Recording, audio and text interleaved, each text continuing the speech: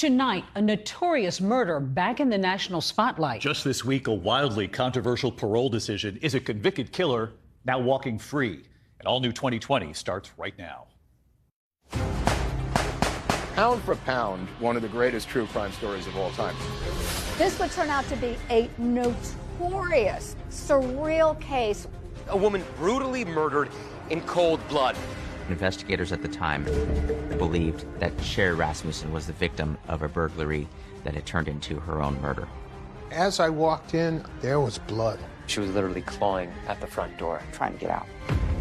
People were on edge during that era. And add to that, we were the serial killer capital of the world. It's like being hit by a train, just like being hit by a train. I don't usually talk about that day or that time. How soon was it after the murder that your father and your mother started to think that maybe this wasn't a robbery? I assumed it was going to be burglars, male burglars. And there was another piece of evidence that caught the attention of investigators. A bite mark on Sherry's forearm. A suspect that the LAPD could never have fathomed.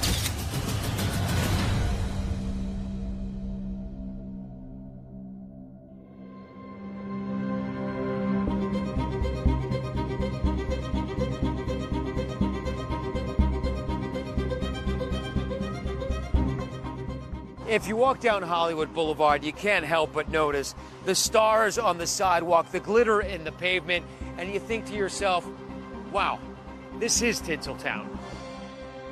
But it doesn't take long until you realize that there are deep cracks in that pavement, exposing a criminal element you could never have anticipated.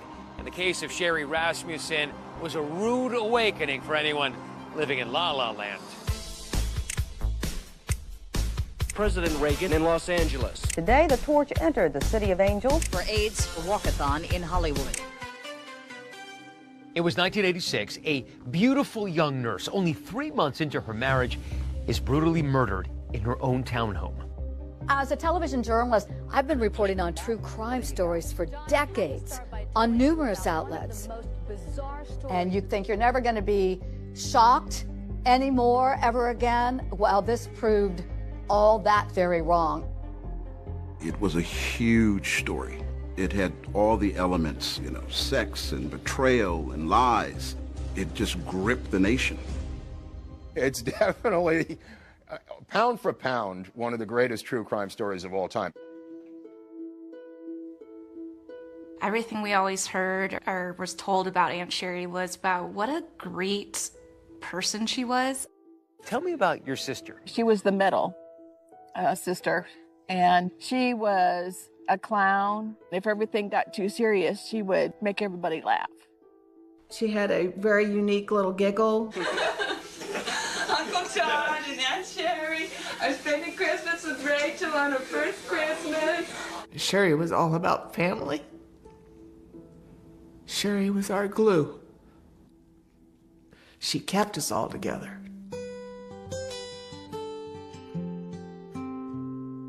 From a young age, Sherry, the middle child with that infectious giggle, seemed mature beyond her years, according to her sisters, Connie and Teresa. She leapfrogged from the 8th grade into high school, and Sherry graduated early at the age of just 16 and enrolled in nursing school. She had certainly an interest in caring for other people. By the time she was 21, Sherry was fearless and determined, and she moved from her hometown of Tucson, Arizona, to Los Angeles. When she passed away, she was the director of critical care at the Glendale Adventist Hospital. When I think of Sherry, I think of her kindness and her generosity. Sherry's father, Nels, who was a dentist, had encouraged her to enroll in medical school to become a doctor, but she had other plans in mind. Sherry always wanted to have a family and a husband and children. In the spring of 1984, Sherry met a young engineer named John Rutten. John Rutten was a tall, handsome, bright, athletic young man from San Diego, California. Sherry was so tall, she often had difficulty finding guys who weren't intimidated by someone with her stature. And I know that John was just taken with her. Sherry and John were very happy together. Sherry was always smiling and laughing and happy. They settled in Sherry's condo in Van Nuys, and in November 1985, the couple got married. It was a joyous celebration. You could tell that they were in love. She was just beginning her life. She'd met the man of her dreams, and she had a great job, and she was doing very well, and it was all coming together. 3 months later, and now it was all gone.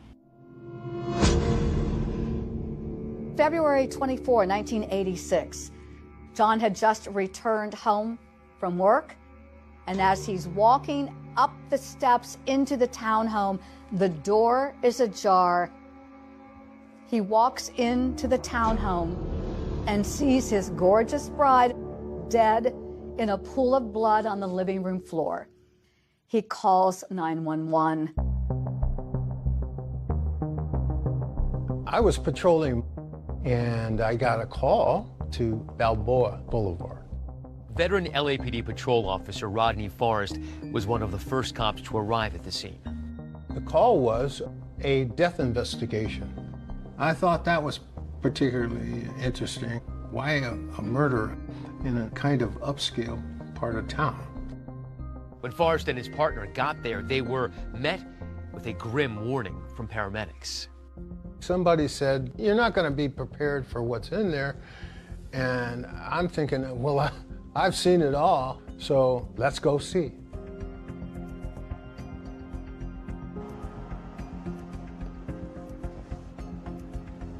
Oh, wow.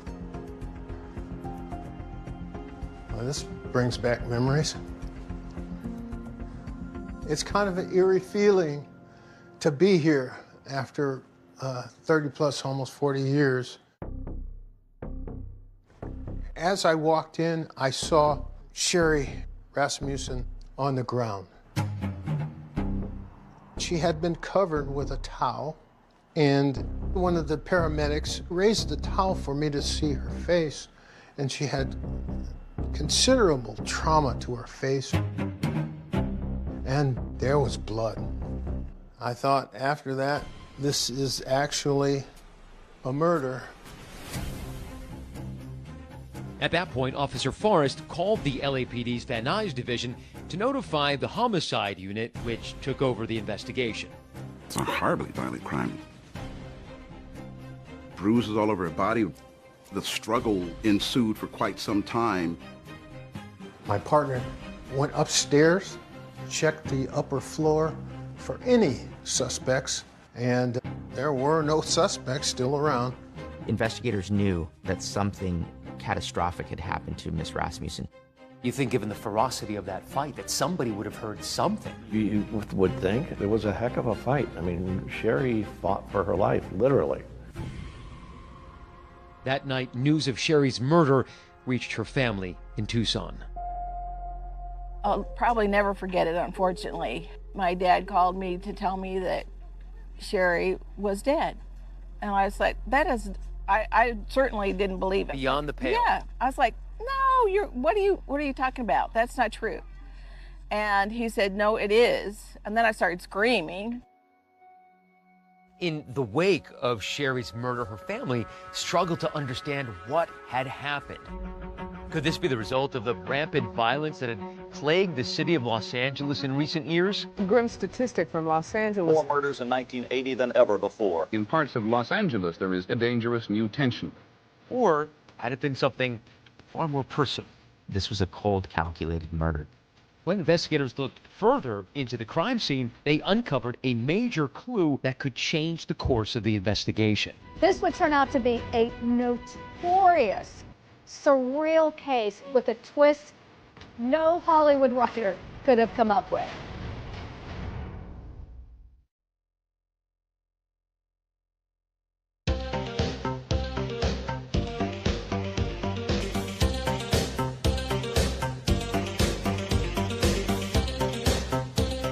For myself, as a reporter in Los Angeles, the 80s was the wild, wild west. Turn on the TV and what are you hearing about? Violent crime. Crime running unchecked, the police seemingly unable to stop it. That frustration reached the breaking point in one neighborhood in Los Angeles. Anyone that worked in the city of Los Angeles, they knew that they were going to have their hands filled. There are more than 100 street gangs in Los Angeles. It was out of control. People were on edge during that era. And add to that, we were the serial killer capital of the world. The Night Stalker killer. Strangled, tortured bodies were found sprawled on hillsides. By 1986, the homicide rate in Los Angeles had reached alarming levels. So when Sherry Rasmussen was murdered inside this apartment, it sent neighbors into a panic. It was a dark period in our history. People were terrified to leave their homes. Residents bought guns, learned martial arts. People had bought up every single burglar alarm in the city, went to the LA County dog pound, and literally adopted every single dog for watchdogs. The home invasion murder, the one similar to Sherry's, is going to cause a lot of fear in the community.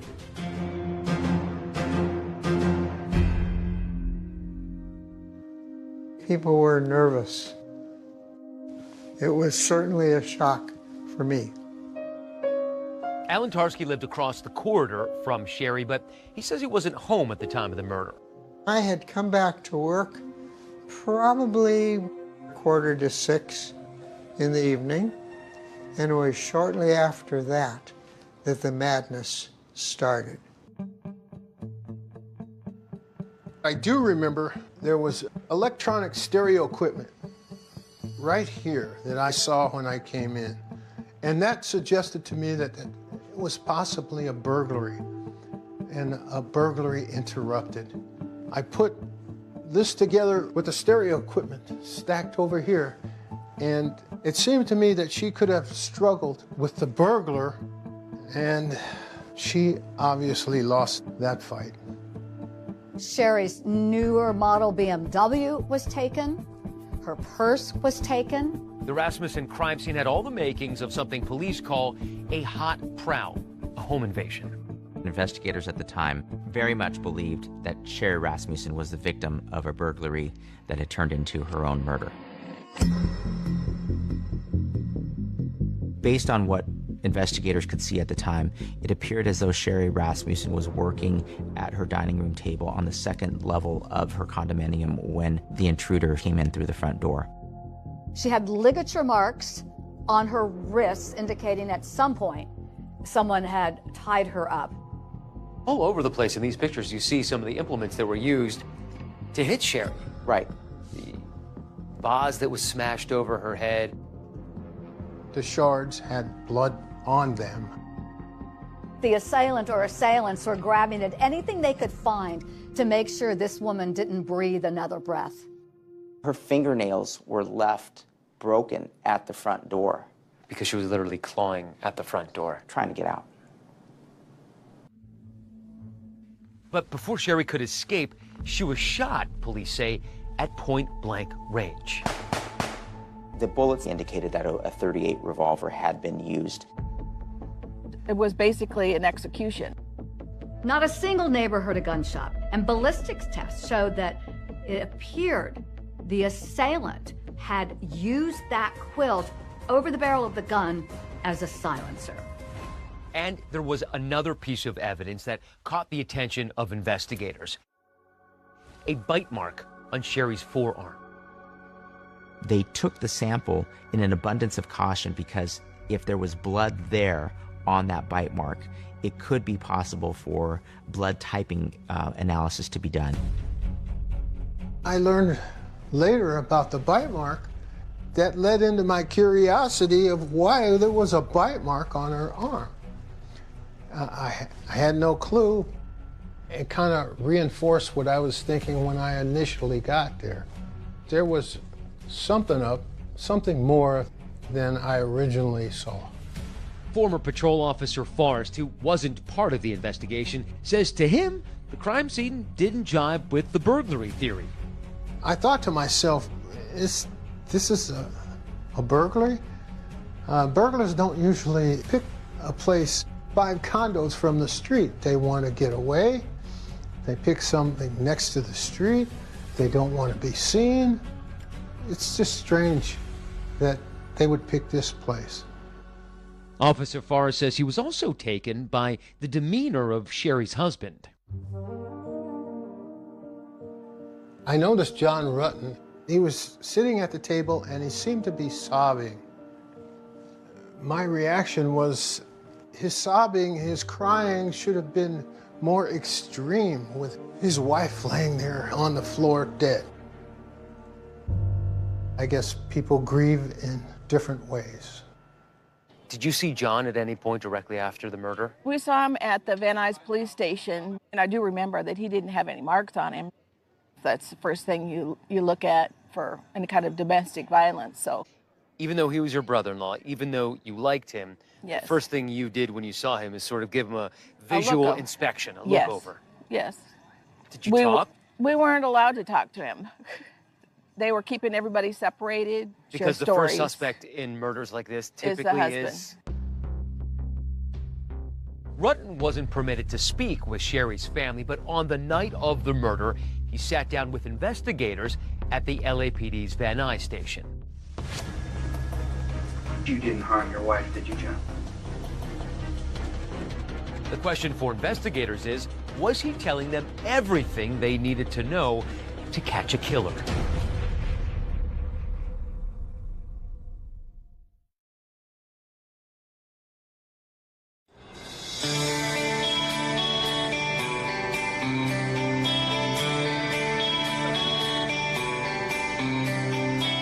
So you and Sherry were living here in Southern California together? Yes.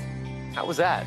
It was fun. Actually, we also gained Teresa, so all 3 of us were in a mobile home together at Loma Linda. Oh, wow. The 3 daughters? That must have made your dad so happy. Yeah. I've kept a lot of Sherry's clothes. Now it's all back in style, right?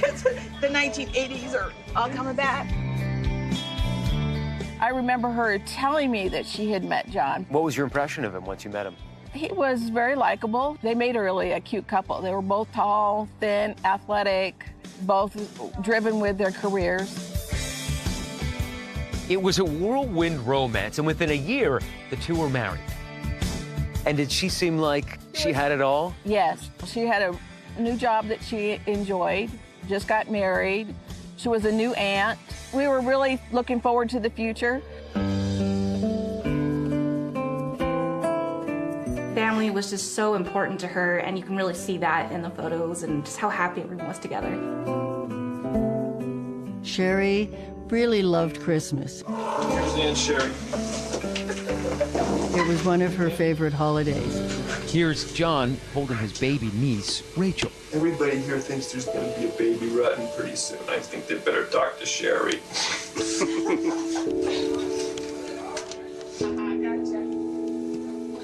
This would be Sherry's last Christmas. Sherry's now showing why she's a leader of nurses.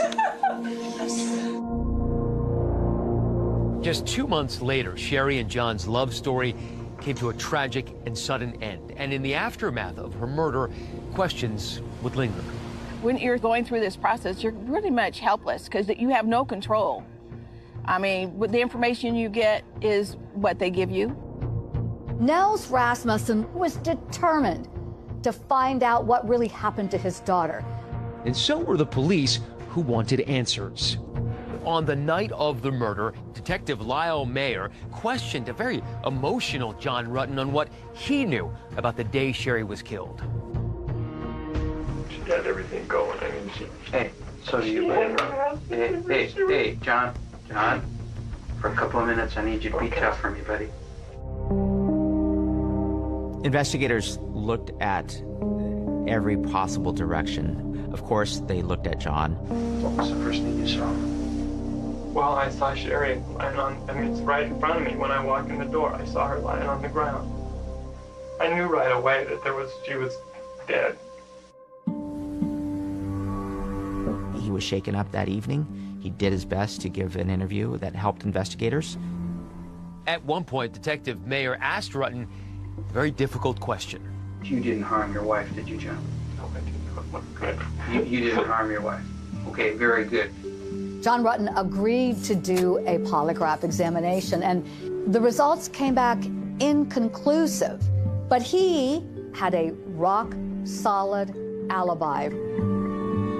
He was at work that day. He'd left work, he had stopped and picked up his dry cleaning, and then came back between 6 and 7 p.m. and found his wife murdered in the living room area of the house. Detective Mayer believed the murder had happened in the early morning hours after Rutten had already left for work. When I left, she was in bed, but she was awake. What time did you leave for work? 7:20 is when I left. What time did you get to work this morning? I got to work about 10 to 8. In the eyes of Lyle Mayer, the lead detective, John Rutten was legitimately and seriously a grieving husband. They didn't feel he was hiding anything, and as far as they were concerned, he was not a suspect, and they told him so. I'm usually a pretty good judge of character, but I'm fairly certain that you have absolutely nothing to do with this. Okay? Mayer basically made a decision that night based on the evidence that he saw at the crime scene that this was a burglary gone wrong. I believe your house was burglarized today. Once those persons, or that person, or whoever was inside, I believe they were trying to steal your stereo and probably some other items. Why would they do anything to her? But why wouldn't they just run? I don't know, John. I don't know. John, things happen, okay? I think Sherry came down the stairs, and I think she surprised him, and she was hurt. She was shot. Oh, God. And Detective Mayer was so convinced he'd solve the case, he even told John Rutten. John, I know how you feel. I know what you're going through. But we're going to catch these persons, or this person, all right? You got to have a little faith in me. But we're very successful at what we do. Very, very successful. At this point, detectives don't have a single witness. They have no murder weapon. They have no fingerprints. For even seasoned detectives, there's a lot of work ahead. But there will soon be a break in the case. These are sketches that were LAPD issued. Right. Would another home invasion in the same neighborhood lead investigators to Sherry's killers?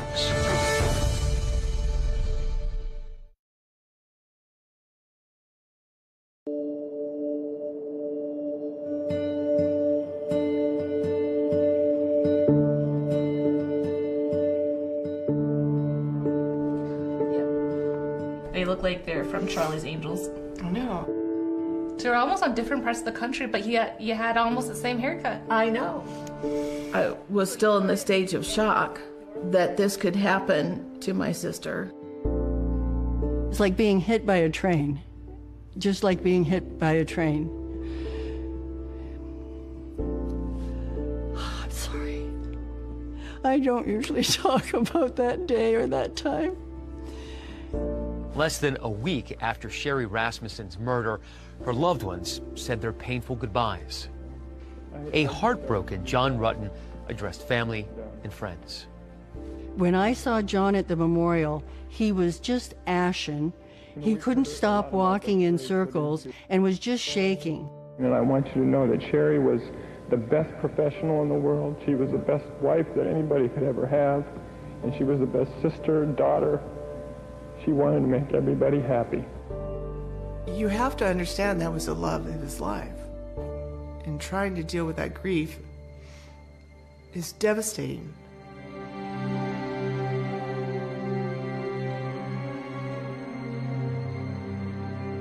Back then, investigators wasted no time theorizing what they think happened to Sherry Rasmussen. They looked at the crime scene. It looked like a burglary, smelled like a burglary. Not long after Sherry's murder, investigators jump on a new lead. There's been another burglary here in this same Van Nuys neighborhood with a similar MO. That burglary was interrupted by a woman coming home, seeing two men in her house, one of whom had a gun, and they fled. and witness sketches were produced of those suspects. These are sketches that were LAPD issued. Right. These composites were attached to this case. They started to utilize that sketch in this case to see if the persons that were responsible for Sherry's death were the same people that were depicted in that sketch. Were they ever arrested? Were they ever found? No, it might as well have been me and you. Despite these suspects, there was literally nothing that could tie anyone directly to the murder of Sherry Rasmussen. On the surface, it appeared to be a burglary gone wrong, but not everyone was convinced. How soon was it after the murder that your father and your mother started to think that maybe this wasn't a robbery like police were saying? The very day we went to the Van Nuys Police Department. That first day? It didn't make sense that they wouldn't take anything other than the car and yet fight with her to the extent of her death. Sherry's father, Nels, believed that there was another reason behind the murder because he says Sherry told him about a series of disturbing events in the weeks and months leading up to her death. My father told the police about an incident of a nurse that didn't get promoted, and then she was upset with Sherry, and then so she sort of got into an argument with Sherry. She felt that she had damage to her car, so when Sherry was murdered, that certainly came up to the forefront of my dad's mind that maybe that conflict accelerated. According to family members, there was another woman who raised alarm bells for her, an ex-girlfriend of John Rutten. She had come to Sherry's office after they were engaged, and I think she was sort of provocatively dressed and said to Sherry, "When this marriage fails, I'll be waiting to pick up the pieces." And Sherry said, "Don't worry, we won't be needing your services." Just about a month before the murder, there was an even more disturbing encounter that Sherry, again, told her parents about. She was home getting ready for work and heard something downstairs and went downstairs and found John's ex-girlfriend standing in the living room, and Sherry told her to get out and not come back. In the days leading up to the murder, Nell said Sherry confided in him that she was being followed by someone who she described as having piercing eyes. Sherry never disclosed a name for the ex-girlfriend. It would have been nice had we had that, because we would have shared that with the detectives. Nels claims that he told the original detectives about the alleged incidents involving an ex-girlfriend of Rutten. One of the original detectives in this case told me personally they had never heard any of those alleged incidents, and none of them were entered into the official case record known as the murder book. The single most important document in an LAPD homicide investigation is the murder book, and it's basically the place where any investigative work that is conducted, any step that is performed, everything needs to be committed to writing. And the reason that it's so important is that homicide is obviously a case with no statute of limitations. Nels Rasmussen told me that he had been telling them for years about an ex-girlfriend of John's. When exactly that conversation occurred, he could not tell me, but I believe that it occurred. But on the night of the murder, John Rutten told Detective Mayer that he didn't know anyone who might want to harm Sherry. She's not having any problems with an ex-boyfriend or you with an ex-girlfriend? No. Has anybody been hitting on her, following her home, or anything like that at all? I would say nothing out of the ordinary. I don't think there was anything out of the ordinary. But Rutten says in the days and weeks following the murder, he did tell investigators about an ex-girlfriend, the same one Nell says he mentioned to police. Rutten says he never brought it up in his recorded interview with Detective Mayer because he never considered her a girlfriend. And it never crossed his mind that she could have been involved with Sherry's murder. 2020 reached out to Detective Mayer for a response to the allegations raised by Sherry's family and her husband, but he did not respond. 2020 also reached out to the LAPD regarding those same allegations, and they declined to comment. I had come to the conclusion in my mind that it was never going to be solved, and it was something that I would have to deal with, the unknowing of what happened. With 0 suspects, Sherry's homicide investigation was heading toward cold case purgatory. But years later, with brand new technology and a fresh set of eyes, investigators take another look at the bite mark that was on Sherry's forearm. And could that be the key that unlocks the mystery of the murder of Sherry Rasmussen?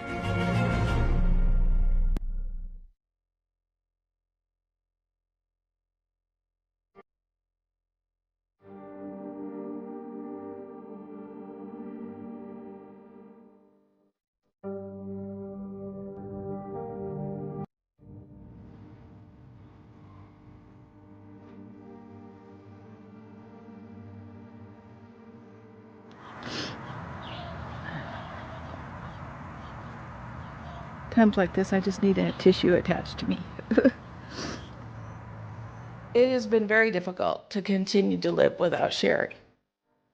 Sherry was like the bridge to kind of pull us all together. For Connie Rasmussen, the pain of losing her sister Sherry is felt most when she visits her grave near the family home in Tucson, Arizona. It's like a heavy weighted blanket sitting on you because you can't move because it's still unresolved. When Sherry was murdered, my grandfather, he was struggling with the fact that they were unable to find the murderer. It ate at my dad.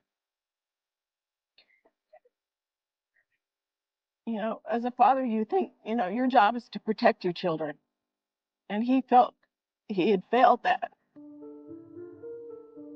Sherry's father, the late Nels Rasmussen, gave this interview shortly before his own death in 2020. It's probably difficult for people that know me that I hang on the way I do, but I'm learning every day how to deal with this. And I still don't have all the answers. I probably never will. In 1991, Lyle Mayer, who's the lead detective on the case, retires from the LAPD. And the case is then handed off to other detectives within the Van Nuys homicide unit. There were no active leads or items that were coming in at the time that were giving investigators new avenues to pursue.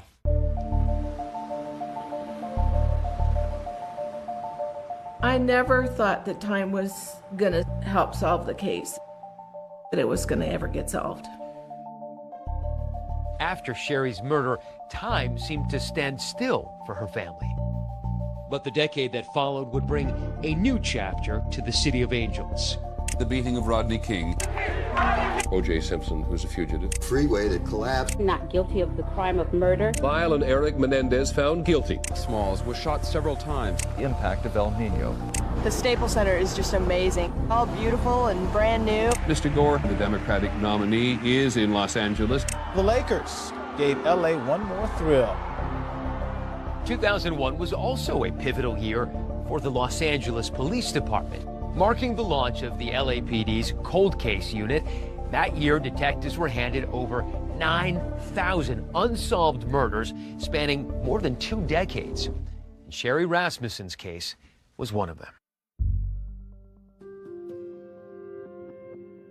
I was a detective with the Los Angeles Police Department on the cold case squad. Her case was one of the last cases I looked at. In 2001, Detective Cliff Shepard would oversee the Rasmussen cold case investigation. Why does a case like this go cold for so long? Manpower, our priorities within the police department. In fact, Shepard says Sherry's case had barely been touched for 10 years. Up to that point, nobody else had looked at it other than Mayer and myself, really. To get started, Shepard said, he made copies of select files from the Rasmussen murder book, creating his own Cliff's Notes. Why not just take the murder book so you have all the evidence with you? Yeah, well, yes and no. Our problem was space. We were in a little office. It wasn't practical to take the entire murder book. Breathing life into an old case is no easy feat, especially when you don't have all the evidence. Like a key piece of evidence relating to that bite mark found on Sherry's arm. When I was going back over the reports, they indicate that a bite swab had been collected. And when I looked at the evidence, no evidence for a bite swab. So I checked with our property. They verified they did not have the swab booked with our evidence room. There's no record of it. Generally speaking, how often does evidence go missing from a case file? Extremely rarely, because there are professionals in the evidence rooms. There are professionals at the labs. They document everything. To track down the swab, Shepard enlisted the help of Jennifer Francis, a criminalist at LAPD's Scientific Investigation Division. And she had to make several calls, and several searches had to be made before eventually the bite mark swab was located. Investigators are able to track down that missing bite mark evidence recovered from the murder scene. And the cold case team finds it here in a freezer at the LA County Medical Examiner's office. The reason why it was way back in the freezer is because all those years ago it had been tested for blood type. And there it stayed all that time. By 2001, DNA technology had come into its own, so Francis sent out the swab for analysis. But Shepard says given the LAPD's case backlog, it would take 2 full years for the results to come back. And those results would eventually turn the entire case on its head. She informed me that I obtained a DNA profile. The DNA profile was entered into the law enforcement database, but there was no match at the time. So it was a big jump in the case, but it wasn't quite enough. It gave us a profile, but it didn't give us a name. With little else to go on, this case is riding on that piece of DNA. Once you got the DNA, did that prod you into doing any of the other investigative things like interviews? At that time, no, I couldn't. I had a lot of cases going on, so it was as I had time. I just didn't have enough time. My biggest regret is not interviewing Rutten, the husband, not meeting with him and having a face-to-face. I knew he restarted his life and it was down in the San Diego area. But for me to just leave LA and go down to San Diego to interview him, I had other things going on. I couldn't do that at that time. By 2005, Detective Shepard had moved on from the Rasmussen cold case investigation. 4 more years would pass before there would be another significant development in the case. I'm not sure how much work was done between 2005 and 2009. I think it really took somebody going back and going through the murder book in close detail and thinking about this case. For years, Sherry's cold case would remain unsolved. That is, until investigators took a closer look at the DNA from that bite mark, and it would lead them to a very unlikely suspect, one who had been hiding in plain sight.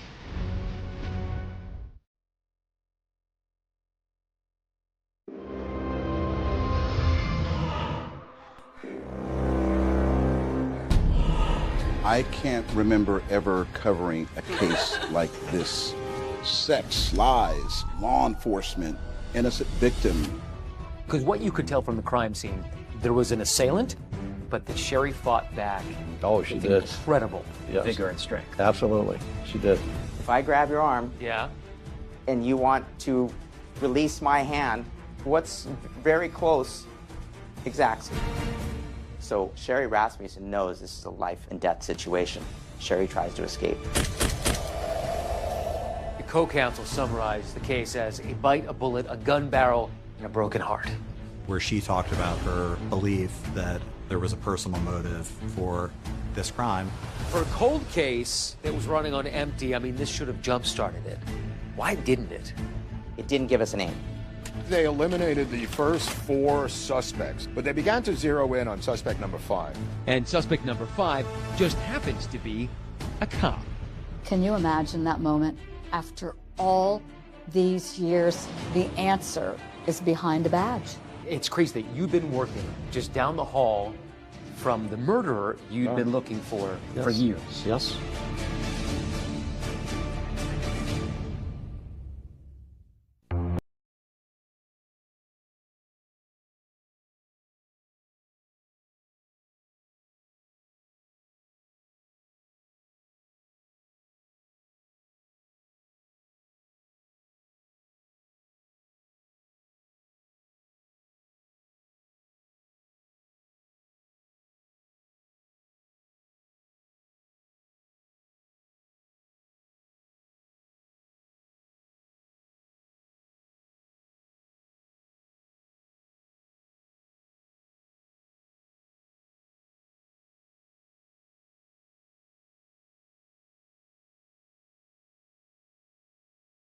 In the case because the bite marks will leave DNA. But in 1986, DNA testing was just in its infancy. Detectives don't have a single witness. They have no murder weapon. Nobody really saw anything. Detectives at the time characterized it as a burglary gone wrong.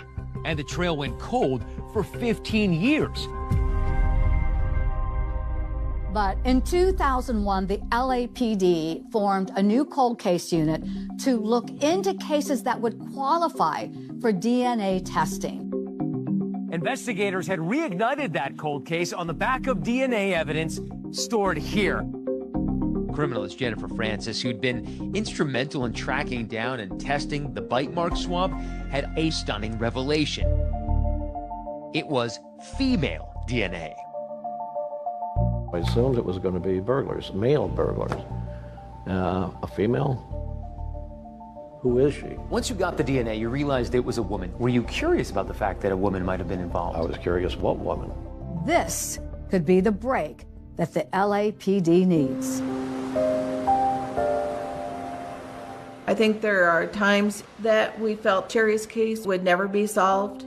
But with the results of the DNA, it gave us renewed hope that Sherry's killer would be brought to justice. The DNA analysis that revealed Sherry was bitten by a woman seemed not to have any effect on the direction of the LAPD's investigation. Because what you could tell from the crime scene is that there was an assailant, but that Sherry fought back with incredible vigor and strength. And I thought, okay, we've got one with the gun, doesn't want to use it. The other one's, presumably the female who helps her partner out when he's starting to get beaten up. By 2005, Detective Shepard had moved on from the Rasmussen cold case investigation. The bite mark came back to a female when it was tested for DNA back in 2005. For a cold case that was running on empty, I mean, this should have jump-started it. Why didn't it? It didn't give us a name. It gave us a profile, but it didn't give us a name. 4 years went by with no forward momentum. But in 2009, a detective by the name of Jim Nuttall, assigned to the Van Nuys division, received the Rasmussen case file to check for updates as part of cold case standard procedure. One of the first things that Nuttall notices is this 4-year-old DNA report by Jennifer Francis that indicates that it was a woman who attacked and killed Sherry. And he just isn't buying the burglary story. Near the door, there were stacked stereo components, which ostensibly you'd think the burglars were going to grab on their way out. It made him believe that the murder occurred first and that they were intentionally left there. Nuttall and his team of detectives believe that this may have been personal. They conduct new interviews with those close to Sherry, including her parents and her husband, John Rutten. He wanted to exclude all of the potential female sources or female individuals that were surrounding Sherry's life at the time. The detectives make a list of 5 women in Sherry's orbit and eliminate them as suspects one by one. Sherry's mother and sister Teresa were on the list, as was her good friend Jane Goldberg. They took my DNA. The one detective came unannounced, and he said, "I'm just coming to get a DNA swab." The first 3 suspects on the list were able to be eliminated almost immediately. The 4th name on the list was a nursing colleague. There was an indication of tension and bad blood between them. Investigators obtained a DNA sample from her, which didn't match that from the bite mark. They eliminated the first 4 suspects, but they began to zero in on suspect number 5. It's suspect number 5 that grabs the attention of detectives. Rutten told Detective Nuttall about an old friend and former romantic partner named Stephanie Lazarus. Once number 5 was developed by Detective Nuttall, Detective Nuttall spoke to John Rutten again to learn a little bit more about his connection with Stephanie Lazarus. We want to walk you through a timeline. It's very important. Starting, we believe we're close, but we'll have to have you kind of spell this out for us. Rutten tells Detective Nuttall that Stephanie Lazarus is a name he's already given to detectives decades earlier. I know that she went to go see Sherry, and I know that she was upset, that we weren't going to have the relationship. That's the reason for identifying her.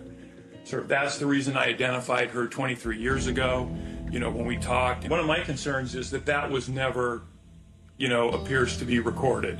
And we know files. I'm not trying to be inflammatory. There's a certain level of frustration on our part. Yeah, More should have been documented. We're now forced 23 years later to literally almost start over again because we lack the documentation that would have been crucial in this case. There's no official record of Rutten mentioning Lazarus at the onset of the investigation, but there's a single reference made in the case file nearly 2 years after the murder.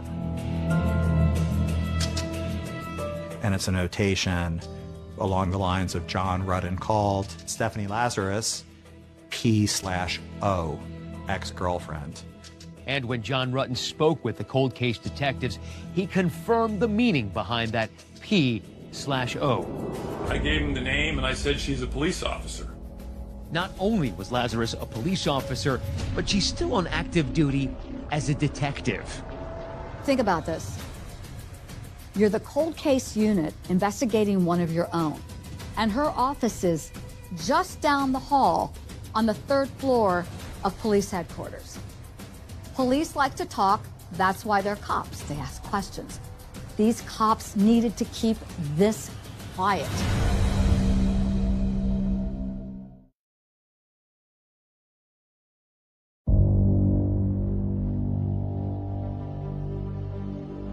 For over 2 decades, Sherry Rasmussen's murder went unsolved.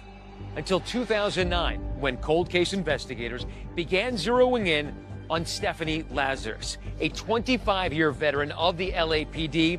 She had been hiding in plain sight all along.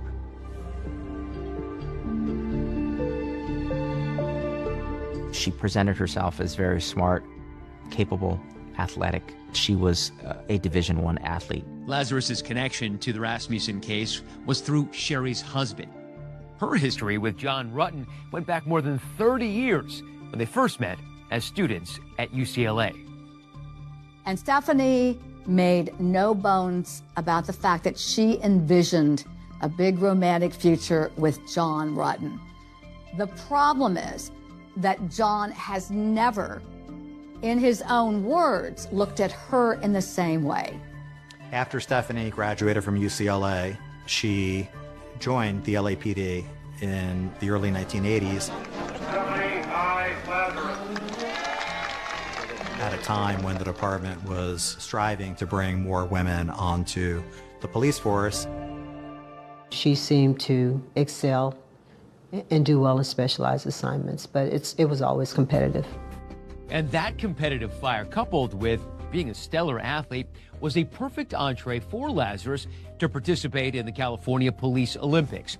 The California Police Olympics were an athletic competition open to police officers throughout the state.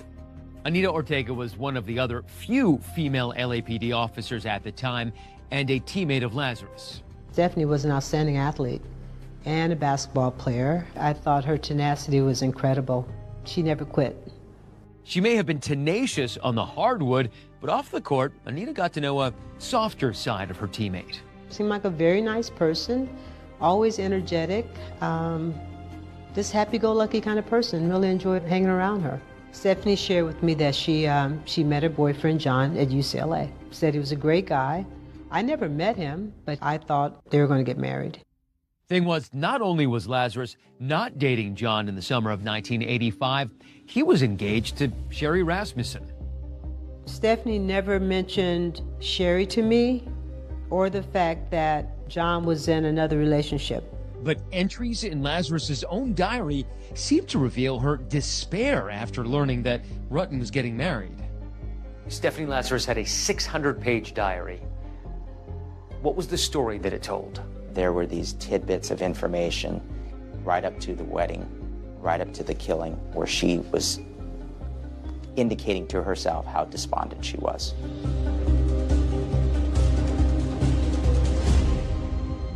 Despite her apparent inner turmoil, to outside appearances, Lazarus seemed upbeat and happy. She had a really nice smile, bright eyes, just a real positive kind of personality about her.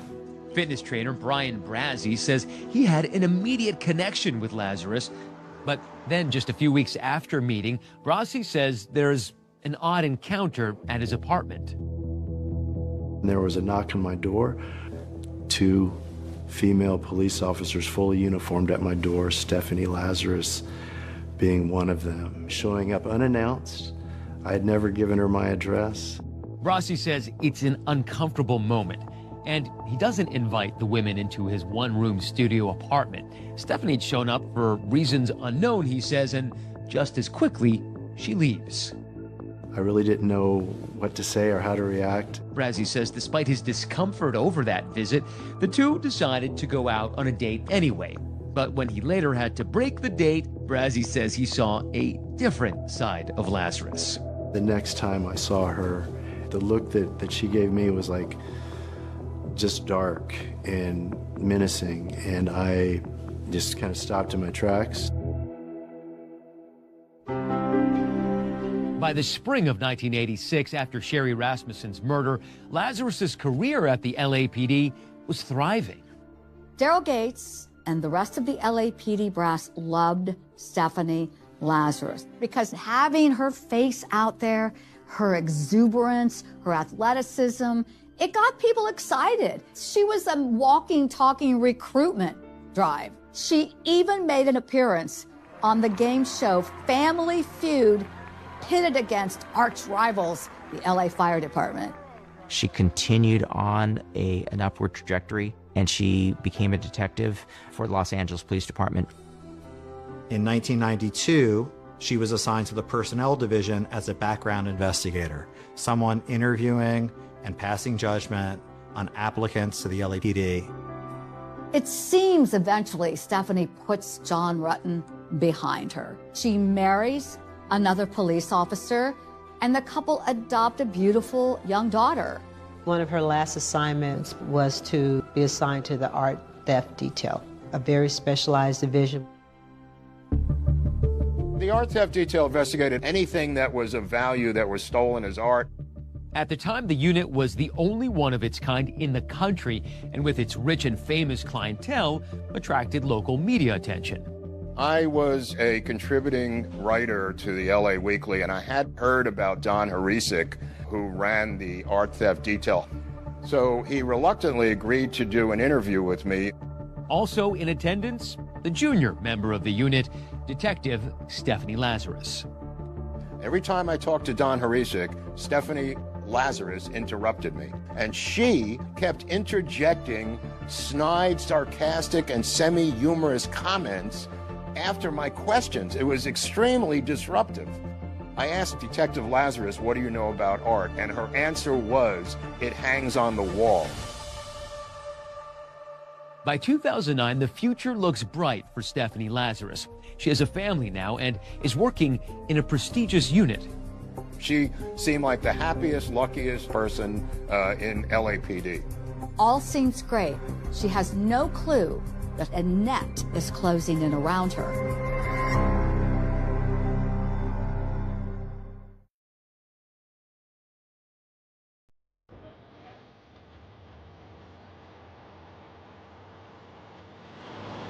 I don't know if you know my partner. Or hey, right. Hi. Sure, that's yeah, nice. See you guys. How's it going? Good. Have a seat. It's June of 2009, and Stephanie Lazarus has unwittingly walked into her own interrogation for the murder of Sherry Rasmussen. It's been 4 months since cold case detective Jim Nuttall first opened the case file and started carefully and quietly piecing together what he believed happened 23 years earlier. When detectives zeroed in on Stephanie Lazarus, one of their own, it appeared that they really wanted to keep that close to the vest. How important and how difficult was it to keep this under wraps and keep it secret? The detectives took every effort to scrub her name from their investigation. Any references to her at that point were only oblique references like suspect number 5. You know, it's difficult to track your own and know that one of your own has been accused of a crime or something illegal. And to complicate matters, Lazarus's office is right down the hall from robbery homicide. So the determination was made to not contact Stephanie Lazarus directly and to collect a sample of her DNA surreptitiously. This is where the Special Investigations Section comes into play. Now, this group, SIS, their job is watching Stephanie, following her, and get evidence. As luck would have it, she went to Costco a couple days after the surveillance had started, and she had a drink. And once she discarded that drink, the officers were able to collect her cup without her knowing it. And when you collect the DNA from the cup, you match it against whoever the suspect number 5 is. What did they get? They matched her DNA to the bite mark sample. Can you imagine that moment? After all these years, and now we know the answer is behind a badge. The DNA is a match, but cold case detectives still have to confront her face to face. One of the detectives approaches Stephanie one day in her office, and he says something to the effect of, you know, Stephanie, we've got this suspect who seems to know about some big art heist. He's down in the lockup. We need to bring you down there. Instead, it was just another detective. And so that was the stage that was set for that interview. We've been assigned a case that we've been looking at. Okay. It's a new case. So through the course of this police interview with Stephanie Lazarus, they are recording. She doesn't know. Do you know John Rutten? John Rutten? Rutten. Oh, yeah, I went to school with him. What's this all about?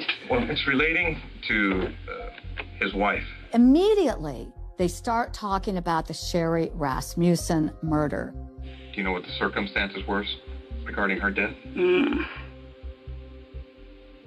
Jeez, let me think back. I don't know if it was, if it was a burglary or something. She's using every skill she has to talk her way out of being connected to this in any way. Connected to the crime or her old flame, John Rutten? We dated. I can't say that he was my boyfriend. I don't know that he would consider me his girlfriend. The detectives were able to get Stephanie Lazarus to confirm that she had gone to her hospital to speak with Sherry Rasmussen. And yeah, I may have met her at a hospital. But being that you were kind of used to see John, was everything okay between you guys? I mean, there was never anything uncomfortable or anything between you and her? I don't know. I mean, it's been so many years. You're probably a student of liars at this point in your career. Does that seem like a particularly adept liar to you? It was gold for us because we had all of the evidence that disproved everything that she was saying. Finally, when they say to her, we think we've got DNA from the crime scene, boom. Because now I'm thinking I probably need to talk to a lawyer. Okay. I mean, well, because I know how this stuff works, okay? She knows. She absolutely knows. She knows at that point that she talked way too long. And now it almost sounds like you're trying to pin something on me. When the interview ended, you can hear her getting arrested. Stephanie, you know you have the right to remain silent. Do you understand? Yes. You want to talk to us right now? No. All right. Okay. This is crazy. At this point, had you heard the name Stephanie Lazarus? No. The only Lazarus I knew was the man raised from the dead that Jesus did. That's it.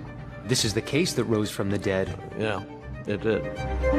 On the third floor of Parker Center this morning, police detectives arrested one of their own. Detectives assigned to the Los Angeles Police Department's Robbery Homicide Division, Cold Case Squad, arrested Los Angeles Police Detective Stephanie Lazarus.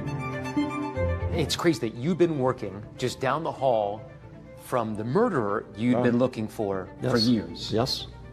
Stephanie Lazarus didn't quite serve and protect, did she? No. When they said it was a police officer, I went, you're kidding. Absolutely kidding. A police officer committed this crime. I couldn't imagine that. I was very shocked, but I also know how effective DNA testing is. And it kind of made me realize that, yeah, Stephanie must have committed the murder.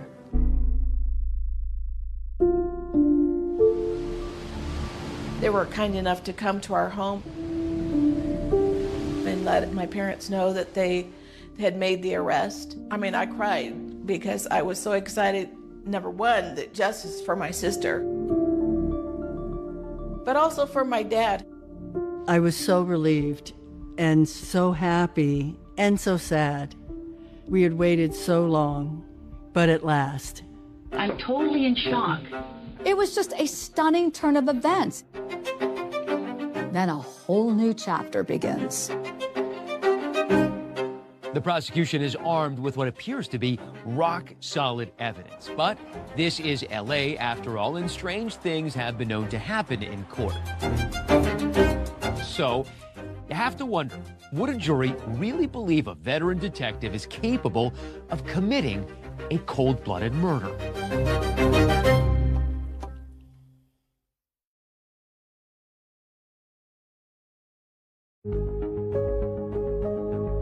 26 years after Sherry Rasmussen was murdered, the Stephanie Lazarus case finally comes to a courthouse here in downtown Los Angeles.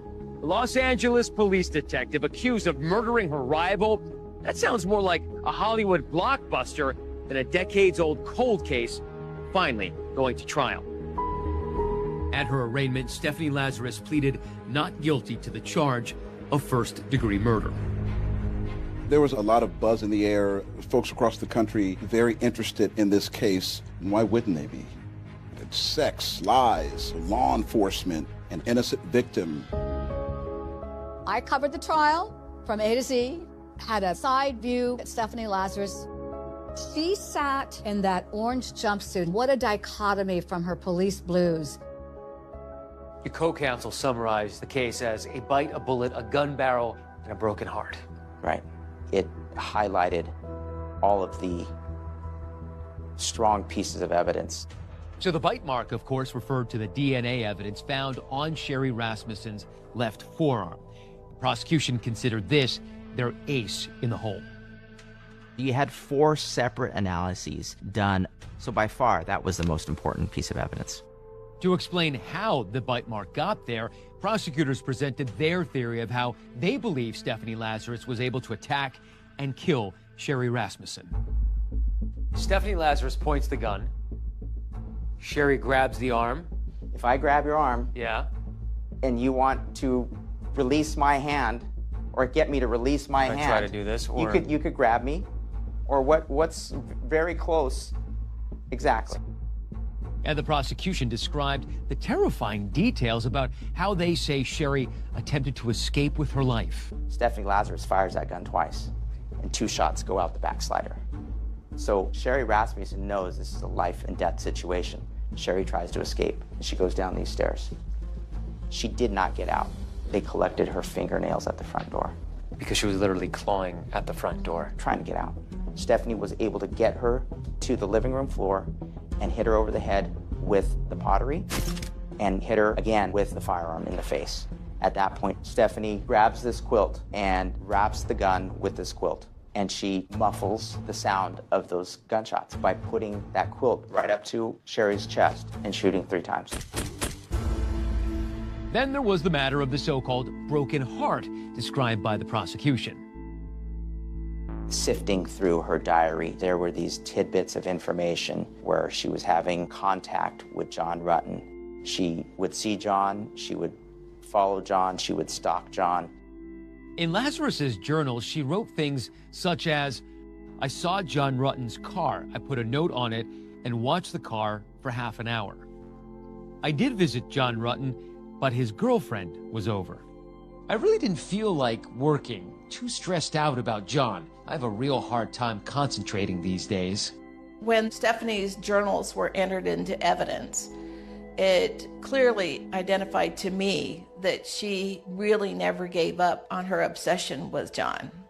John Rutten testified about his love for his wife and how he did not expect or know that Stephanie was capable of committing this crime. Rutten said he never once promised anything to Stephanie. He described a friendly relationship that involved casual sex. But then he made a jaw-dropping admission, something he had told investigators back in 2009. After he got engaged, he gets a call from Stephanie. He reveals that somehow they ended up in bed and had sex. When John was on the stand, I learned for the first time that he had relations with the defendant shortly before marrying my sister, and that was very devastating. When it came time for the defense to present its case, Lazarus's attorney, Mark Overland, tried to cast doubt on the chain of custody on the bite mark swab, suggesting that the evidence was tainted and Lazarus may have been framed. The envelope that the vial was stored in was found in a pretty ratty condition. He showed it to the jury. Would you trust this? You don't know who opened that vial. The strength of this evidence is that each piece was collected over a course of a long period of time, which would have made framing Stephanie Lazarus extremely implausible, if not impossible. In his closing argument, defense attorney Mark Overland claimed those journal entries didn't amount to obsession, arguing John was mentioned only 5 times among almost 600 pages. After almost 3 weeks of trial, the case went to the jury. They returned with a verdict in less than 2 days. We, the jury, in the above-entitled action, find the defendant, Stephanie Eileen Lazarus, guilty of the crime of murder of Sherry Rasmussen. It was just like a rush of relief that it's over. Relief for my father that he finally was vindicated and he had his answers. Stephanie Lazarus' sentencing hearing was held in March of 2012. So People versus Stephanie Lazarus. Matter is set today for sentencing. A statement from Nels Rasmussen was read by the prosecutor. Sherry was a beautiful, talented, gifted person and a loving daughter. Her senseless death caused pain that will never, ever heal. And John Rutten tried to describe the heavy burden it seems he will carry for the rest of his life. I'm John Rutten. The fact that Sherry's death occurred because she met and married me brings me to my knees. I have resigned myself to trying to endure the daydreams about a world where Sherry is still with us, and this pointless tragedy never occurred. Thank you, Mr. Rudden. The judge is about to announce Stephanie Lazarus' sentence for first-degree murder and use of a gun. Court will now pronounce sentence. But this case is far from over. Sherry Rasmussen's friends and family have no idea about the shocking turn of events that await them in the not-too-distant future. Will a killer walk free?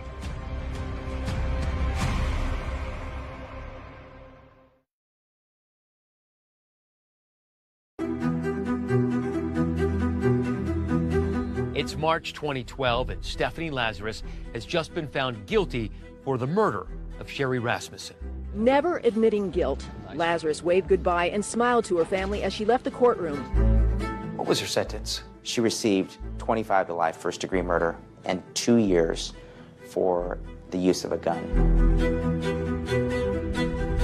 There had never been an arrest of an active LAPD detective for murder under circumstances this salacious, a cold case. And once the Rasmussens stepped forward, allegations of a cover-up. LAPD should want to know why it took so long, and there should be accountability for that passage of time. The Rasmussens took action in 2 ways. One was to file a complaint directly with the LAPD, alleging a cover-up to protect Officer Lazarus from criminal prosecution. They also filed a civil lawsuit against the LAPD, making the same allegation. The day that Stephanie Lazarus was arraigned, the Rasmussens asked to get answers as to what happened in 1986 and what happened that nothing was done despite our repeated requests. The LAPD denied the Rasmussens' allegations, citing immunity, and the lawsuit was eventually dismissed because of the statute of limitations.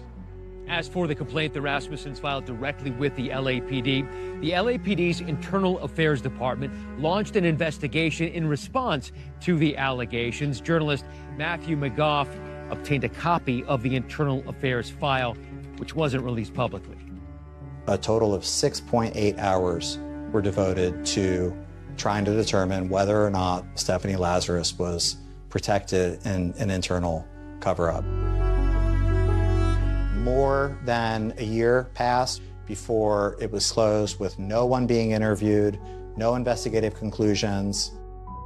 The Rasmussen complaint was classified as unfounded because the judge had dismissed the LAPD from any liability. 2020 reached out to the LAPD with questions about the handling of this case, and they declined to comment. While the Rasmussen family continued to raise questions about why Lazarus was not arrested for so long, they were certain that she'd spent at least decades behind bars. But just last November, there was a development that took everyone by surprise. It was late 2023 when Stephanie had her first appearance before the California Parole Board. This was years before anybody thought she'd be eligible for early release. It turns out, in the years since Lazarus's conviction, the state of California passed a new law giving special consideration towards paroling so-called youthful offenders who had committed their crimes when they were under the age of 26. Lazarus was 25 when she murdered Sherry Rasmussen. Letters supporting Lazarus's release were submitted to the parole board by friends, family, and fellow prisoners. She took responsibility for committing the murder for the first time, something that she had denied throughout her trial and throughout her incarceration until all of her appeals were exhausted. She showed absolutely no remorse and brushed it off as if my Aunt Sherry did not fight her, then she wouldn't have fight back, that she wouldn't have killed her. The only reason she confessed is because she wants to get out on parole.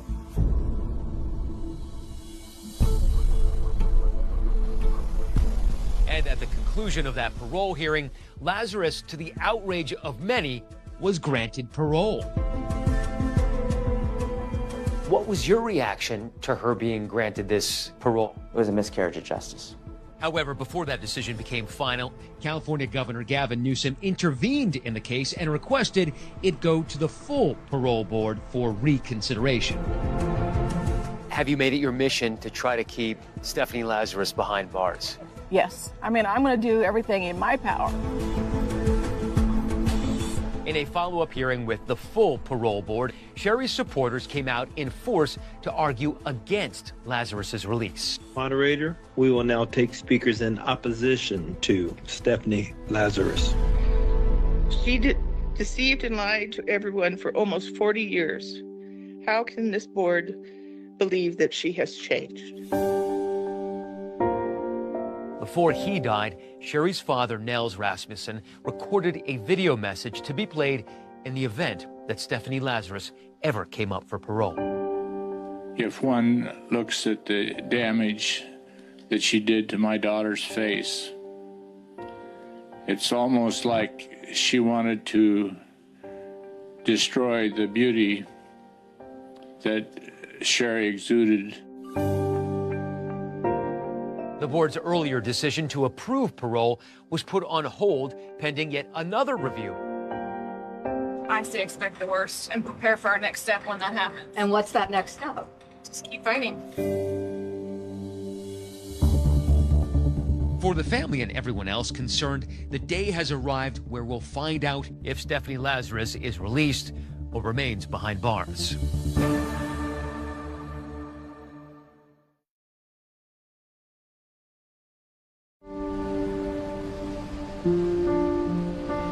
My dad had a boat down in San Diego. We enjoyed the ocean and the beaches. Was part of your father lost when the killer wasn't found? I think I would say yes. I mean, she was just glued to my dad. We have lots of pictures of them just arm in arm. And he never stopped fighting for her? Nope, never.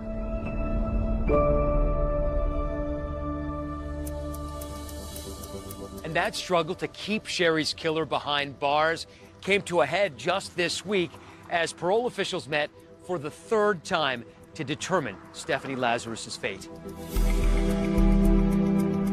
I served as the pool reporter for the parole rescission hearing held for Stephanie Lazarus. After Lazarus, her attorney, and all the victim's family and representatives had spoken, the commissioners announced that they would adjourn to deliberate, and after about 25 minutes or so, announced their decision. Stephanie Lazarus will not be released from prison, at least for now. A panel decided to rescind her parole. The parole board's decision in the hearing was unanimous. Lazarus did not speak about the crime itself or express any remorse to the family members of Sherry who were there. She was denied parole. It's most likely that she would appeal it and ask for another parole hearing every year. So the victim's family will go through this every year. And as long as Stephanie Lazarus tries to win her freedom, Teresa, Connie, and their children say they'll continue the fight to keep her behind bars. Teresa and I have continued to battle on behalf of our sister, Sherry. We really have to keep her in because she has no regard for what she did. She does not have remorse. I remember promising my grandparents that we would always continue the fight. We're fortunate enough to have 3 children, all girls. Sherry was the middle one. But in many respects, Sherry was the one that held not only her sisters together, but her mom and dad.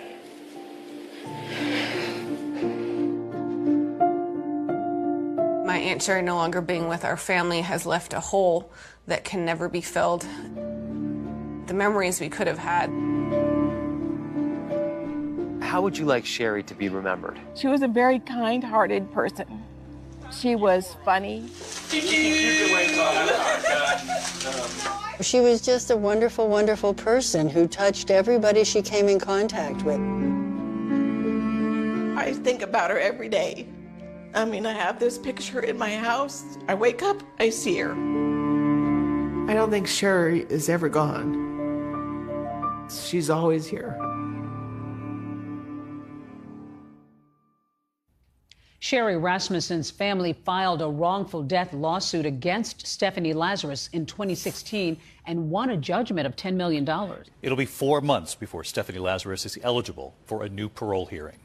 That is our program for tonight. I'm David Muir. Thanks for watching. And I'm Deborah Roberts. From all of us here at 2020 and ABC News, good night.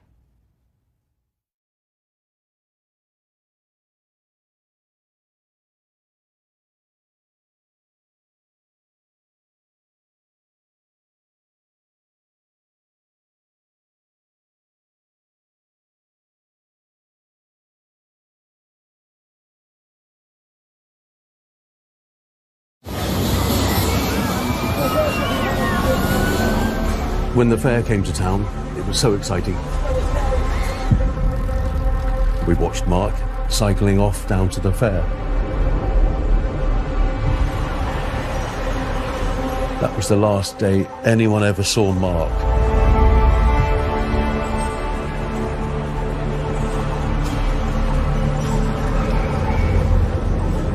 There's a side of me that almost wishes I didn't know what happened to Mark. It's truly horrific what these people have done. It's pure evil.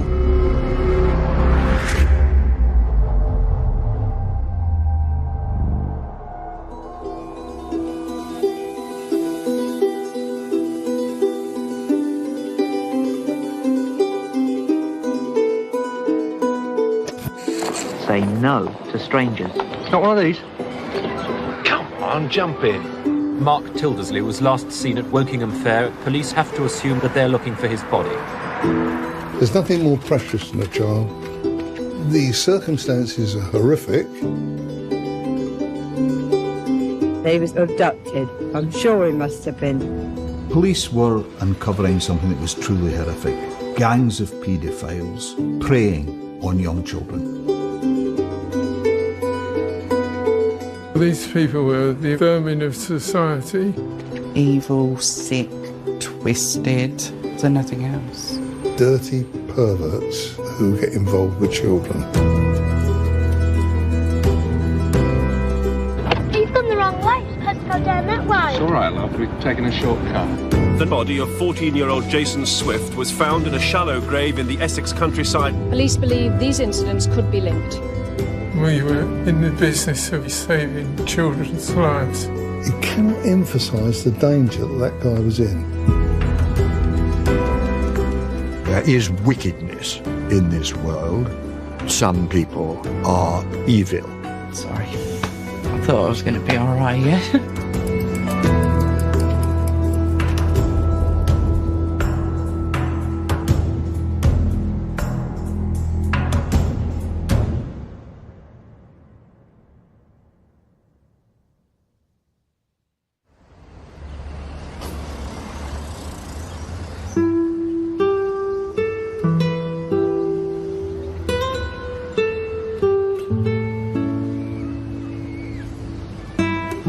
In the mid-1980s, Wokingham was like many, many small towns. An ordinary place, much loved by the people who lived there. The fun fair was a regular fixture in Wokingham at the time that attracted kids from all over the town, and those children included a young Mark Tildersley. Mark in 1984 would have been 7.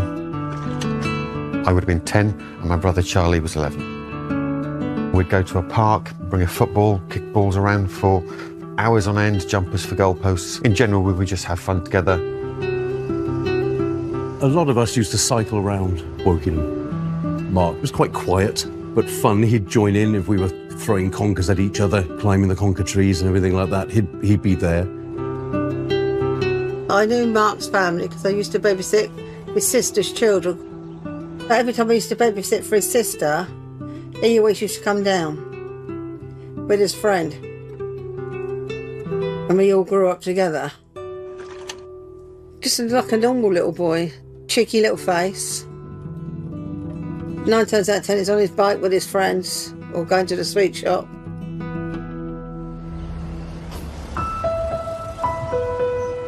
A big supermarket opened up, and it was the first supermarket we knew about that had trolleys where you have to pay for. Now, some people, they couldn't be bothered to bring their trolleys back. So we'd get the trolleys because you'd get a 10p in the trolley if you brought the trolley back. We'd happily bring the trolleys back and get loads of money. And you would. Sometimes you get 60, 70, 80p in a day. 10p in those days, that would be a packet of bubble gum. We went to find the trolleys. We'd often see Mark there as well. And if you're 7 and you're 8 and 9 years of age, it was just fantastic. Loved it. Never felt in danger at all until they came to town.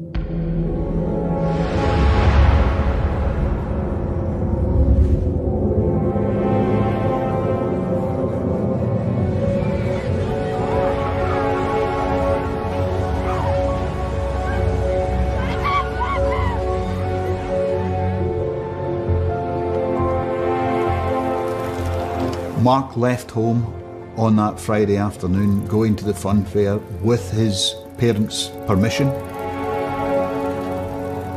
He was expected to be home early in the evening. Mark's appearance on that day was quite distinctive. He was riding a gold Tomahawk bike. He was wearing a jacket with a distinctive tiger motif on the back of it.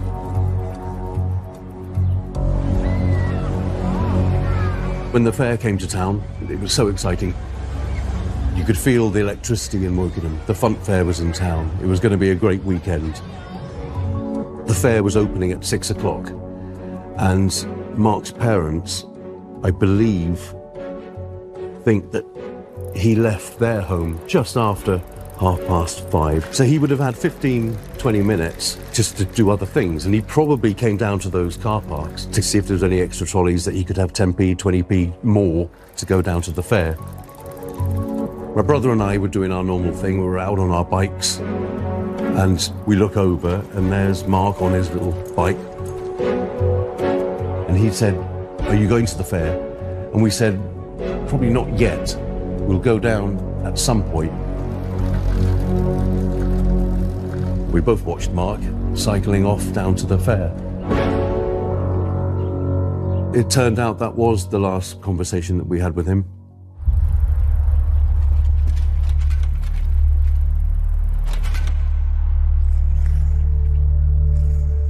Mark arrived at the fun fair at approximately 6 o'clock.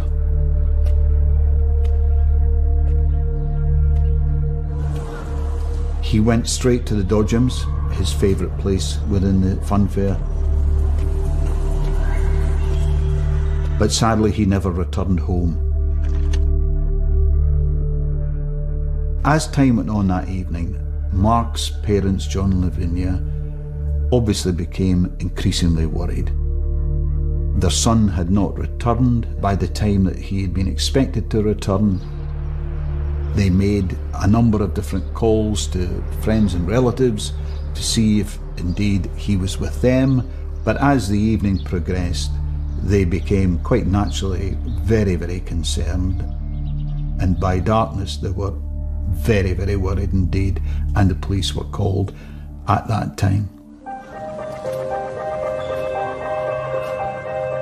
It became very apparent within hours of him being reported missing that something was amiss.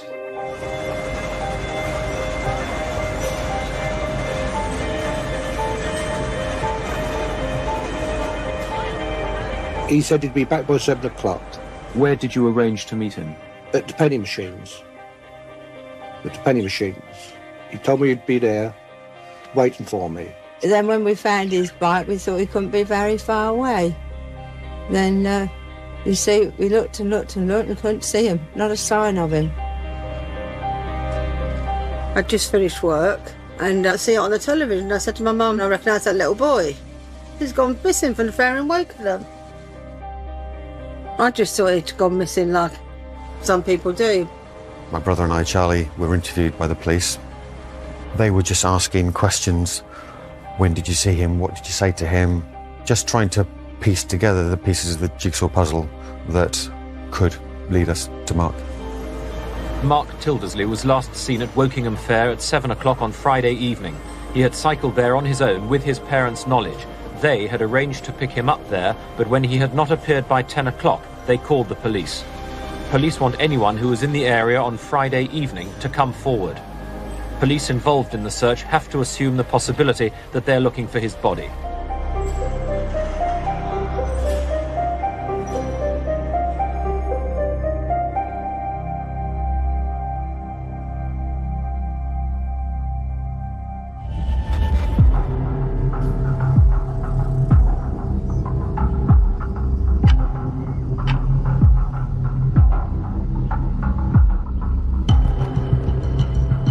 In the 1980s, I was a reporter in Fleet Street, working for the Daily Mirror newspaper, working on major domestic stories.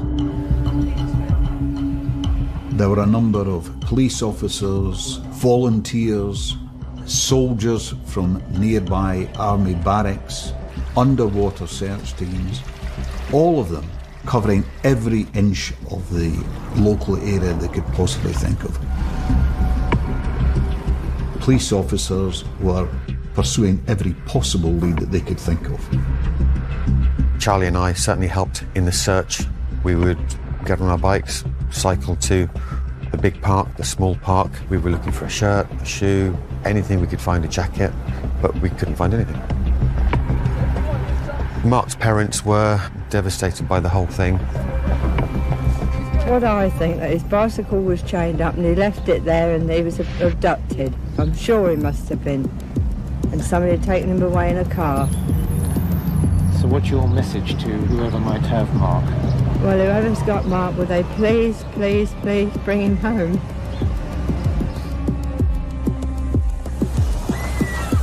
With every passing day, concern for Mark deepened.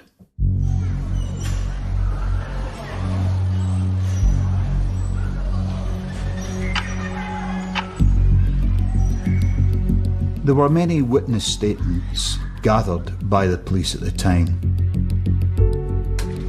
One of them was from a woman who worked in a sweet shop, who had recalled Mark coming into the shop and she had served him before. But this time it was a bit odd because he was with an older man. And she remembered that he had paid for the sweets with a 50-pence piece rather than smaller change, which was his normal currency. That was something that was quite odd, and she reported that to the police. There were a number of reported sightings of the person who became known as the stooping man. An unkempt man with a very noticeable stoop. He smelt pretty badly, and that was what they had noticed.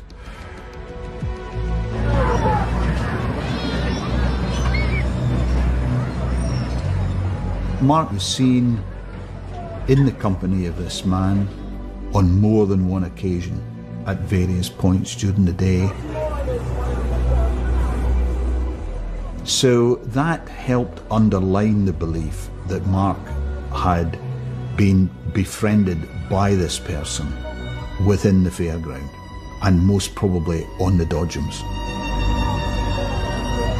No one knew what had happened to Mark. All we knew is that he'd disappeared. And then when I discovered what had actually happened to Mark, a few years later, it is complete horror.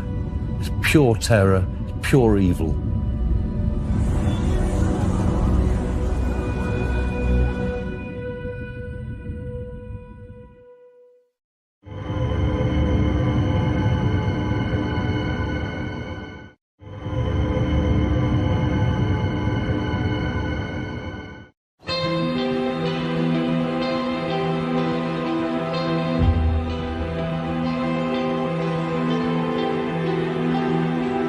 Mark Tildesley set off for the local fair alone, as he had done many times before, and today a local boy reenacted his movements to try and jog memories. Mark was next seen sitting on the wall of the local supermarket car park, and shortly after that, padlocking his bike at the entrance to the fairground and walking in alone. The last time he was seen there was standing just outside the Dodgems. From then, it's anyone's guess.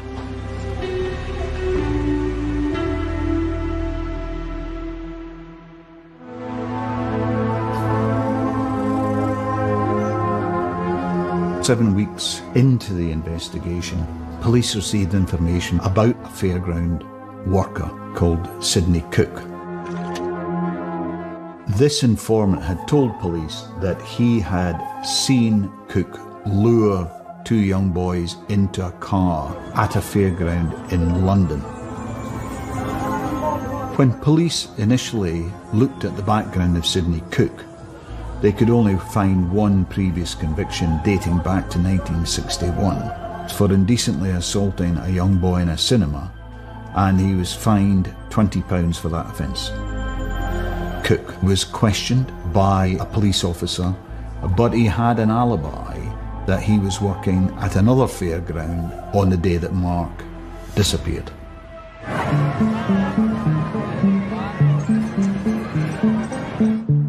As months went by, all kinds of sightings were reported, but they all fizzled out in terms of hard leads and hard evidence. It was never the same because there was always that missing piece. One of our own was taken. There's nothing we can do about it. We can't find it. We can't bring it back. It's devastating. Lavinia would always disappear every so often to a different police station to go and see what they've done and what investigations they've done. She never opened up to anybody. The parents had been through absolute hell, as had the wider family, and indeed police officers were extremely frustrated that they just couldn't get that piece of the jigsaw that would lead them to a breakthrough in the case. And then, around 18 months after Mark disappeared, a body of a young boy was found in Essex. However, it was not Mark.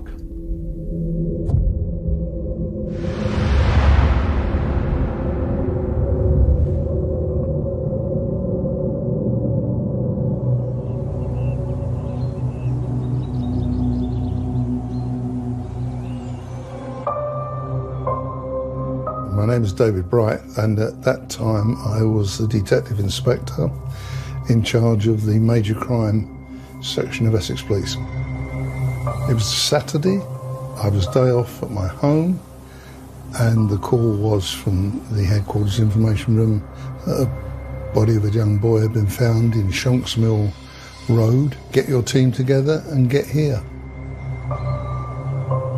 The body was naked, been laid. It was a hollowed out area of the ground and covered with bracken and twigs and that kind of stuff. He had been a victim of a very serious sexual assault, and the toxicology revealed in the body diazepam and temazepam, which are muscle-relaxant drugs. Immediate checks were made on missing teenage boys. No child of that age was reported missing from Essex. Inquiries continued to be made, and then the identification of the body. It was a young lad called Jason Swift.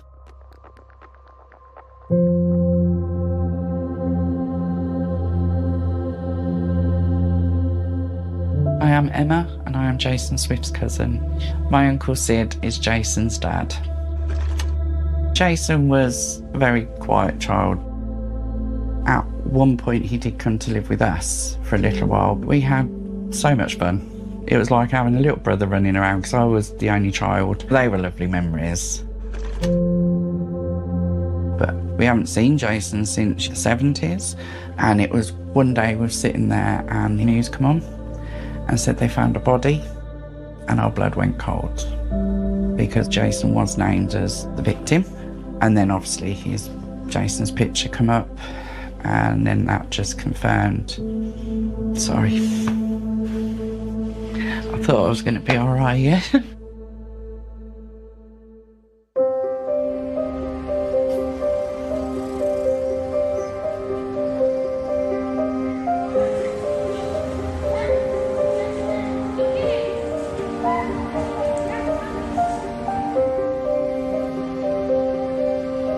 Jason Swift lived with his sister Hayley on the Kingsmead estate in Hackney at the time he went missing in 1985. He'd actually taken £75 of money from her flat. He'd taken a bag with him. He was obviously going away, where they did not know. He had a coin collection and he had his good collection of Monopoly money.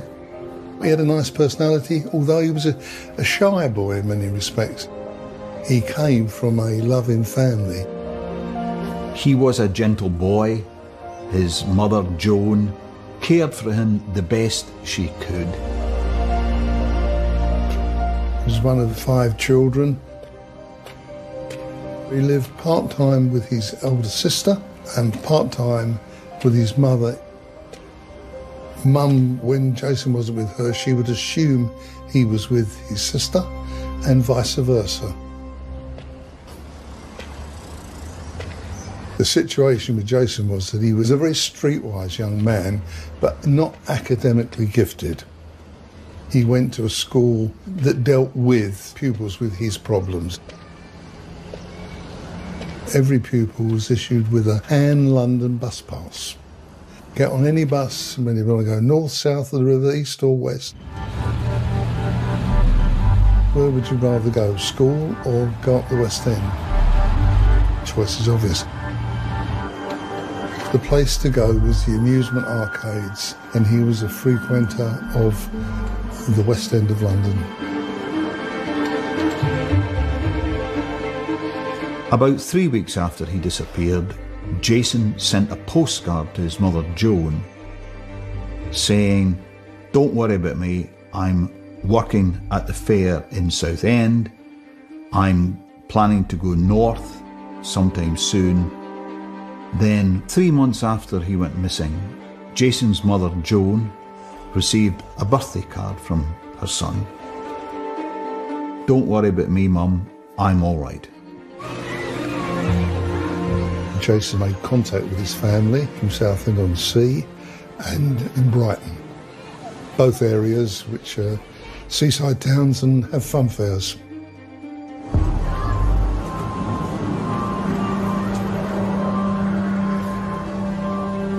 The naked body of 14-year-old Jason Swift was found in a shallow grave in the Essex countryside. Police are still desperate to find witnesses. My name is Robert Brown. I was a detective inspector in the 1980s. I was aware of the Jason Swift killing. I suffer from benign Parkinson's tremulous, a neurological condition. This particular instance came to my attention, and I decided that we'd pay as much attention as we possibly could and devote the manpower and resources to it.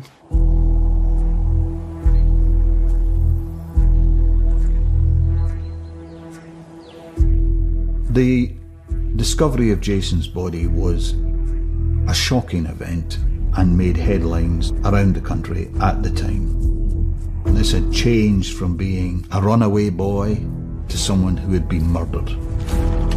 The fact that you're dealing with child killings is bound to summon up a great deal more determination to see that justice is done. A crime scene doesn't lie. Whatever you've got is what you've got. But we didn't have much there. No sightings of a vehicle going there. No known suspects. Where do we start? Where do we go?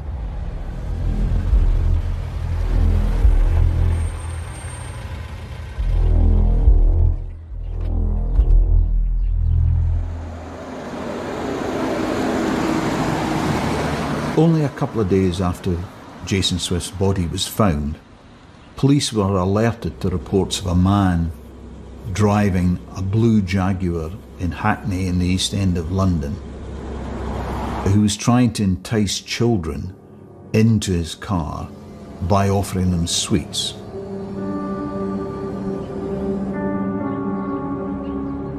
The police went and questioned the man, searched his flat, searched his car, but could find no evidence to link this man to the Jason Swift investigation. That man was Sidney Cook, the same man who was questioned by a police officer when Mark disappeared.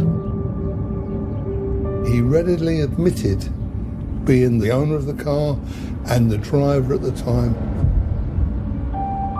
There's a thing within the world of investigation, you get that gut feeling that he's not right. There's something, he's a wrong one. Sidney Cook became a person of interest, but there was just not enough evidence to pin him closely to the terrible fate of Jason.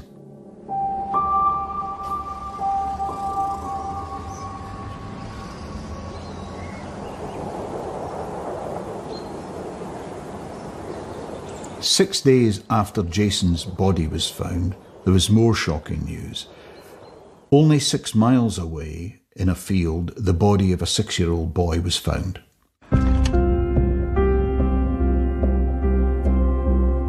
The 6-year-old boy was Barry Lewis, who 3 months earlier had gone missing near his home in South London on a Sunday afternoon. Barry Lewis had been playing innocently with friends quite near his home in Walworth and had told them that he was just going to go home. He never made it home. The police swung into action very, very quickly, and what can only be described as a massive search for Barry Lewis ensued. The police obviously examined a number of potential scenarios. Had he had an accident? Had he run away? Had he got lost? Or had he been abducted? In most of these scenarios, they believed either he would have been found, he would have turned up, or he would have been taken to hospital. None of those things seemed to fit his disappearance, so therefore they very quickly concluded that he had come to some harm. He had simply vanished in a very small window between leaving his friends and going home, a journey on foot that would only take a few minutes for him to complete.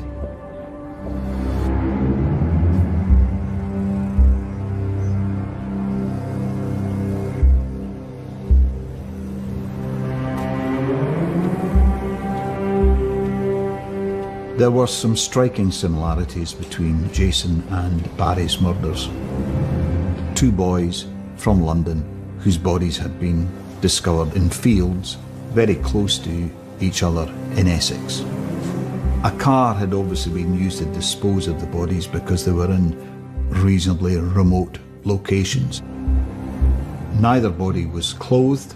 They had both been subjected to some form of sexual abuse.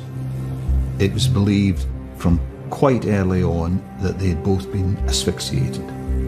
On closer examination, the pathologists were able to establish that both boys had been drugged with the same tranquilizer.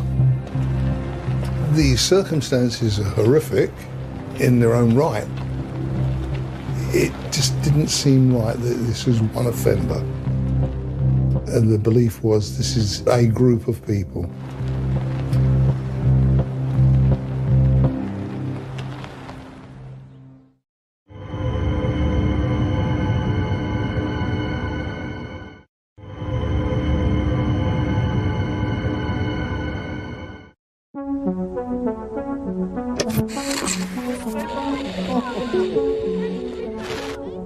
Every year in Britain, hundreds of children become the victims of sex attackers.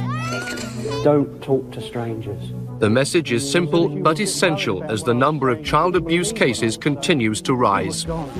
I mustn't talk to strange people because they might want to kill me. Isn't this going to frighten children? Better frighten children than dead children. There's nothing more precious than a child. Everybody was fired up to get the right result, get those responsible.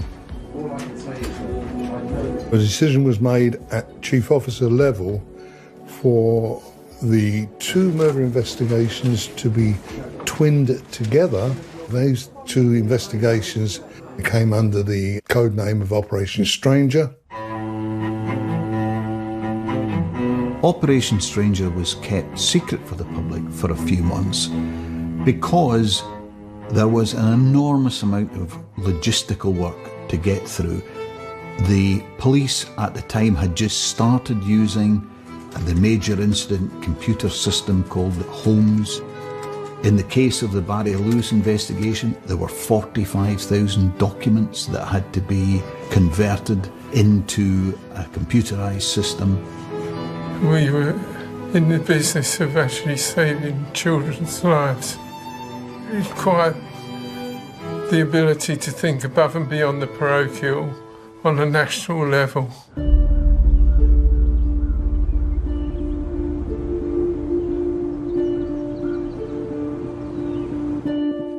Operation Stranger was finally given a public launch. It was quite a big decision for both forces to make, to actually link them together, and clearly there had to be very substantive reasons why that should happen. The crucial evidence linking the murders of Jason Swift and Barry Lewis is that traces of a tranquilizing drug were found in both their bodies.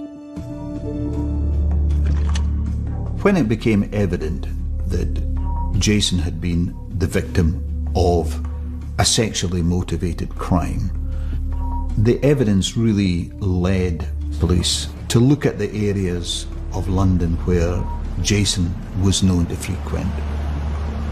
Parts of the West End and indeed locations in the East End of London which were known haunts for paedophiles and men who would be engaged in that type of activity. I'd never heard of rent boys before. So much of it is kids running away from home. You pack a bag, run away. Where do you run to? Teenage children head for the bright lights in the big cities. Then they stay, and they're forever missing, and they then graduate to being the scouts and lookouts for the bad guys for the next lot of runaways that come down the road. There's nothing in the investigation to say that Jason was, I use the term rent boy, but he would be at the West End and he fell in the wrong place at the wrong time with the wrong people. I've always said he's not a rent boy, but I can see why the police would have gone to areas where rent boys hang out. You've got a missing child. You're going to have to look everywhere. The guys and girls on the investigation, their brief was get into this club, speak to these people, be they youngsters, the rent boys, or whether it be people who are hanging around there. They may have information. It's a jigsaw, you're building a picture. And if you can get those 4 corner pieces in place and those straight edge bits, hopefully you're on a winner. It was constantly, all day, every day, dealing with the same thing. Dirty perverts who get involved with children. Police were uncovering something that was truly horrific. The sexual abuse of children in revolting circumstances. This was taking place on a very widespread scale. Gangs of paedophiles preying on young children. At the time, there was no sex offenders register. Paedophiles were able to conduct or commit offences time and time again. These people were basically the vermin of society who were intent on targeting young people who were vulnerable. This was clearly orchestrated attempts to pick up young boys and to supply them to people who wanted to engage in that type of behaviour.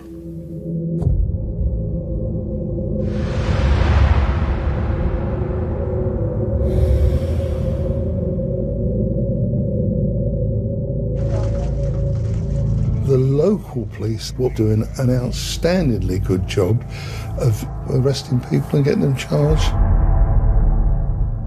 They were looking at very unsavoury and reprehensible behaviour by men on a very, very large scale.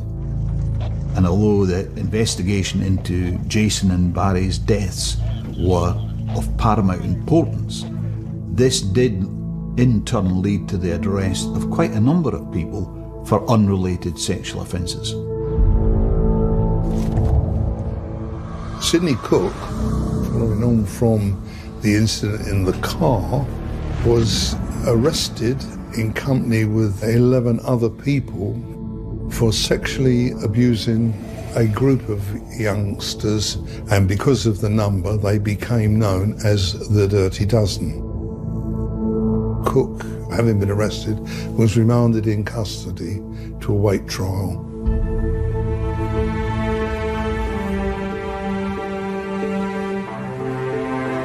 From Cook's admission that he tried to entice a young boy of a similar age to Jason into his car, his subsequent follow-up arrest for sexually being involved with another young boy, well, you could be forgiven for thinking he's a good suspect, isn't he? He's in the frame. For years and years, I didn't know what had happened to Mark. Later on, I started to hear about this Dirty Dozen. I started hearing about paedophile gang from London. And then I started hearing the names Jason and Barry. And you just think, this just gets worse.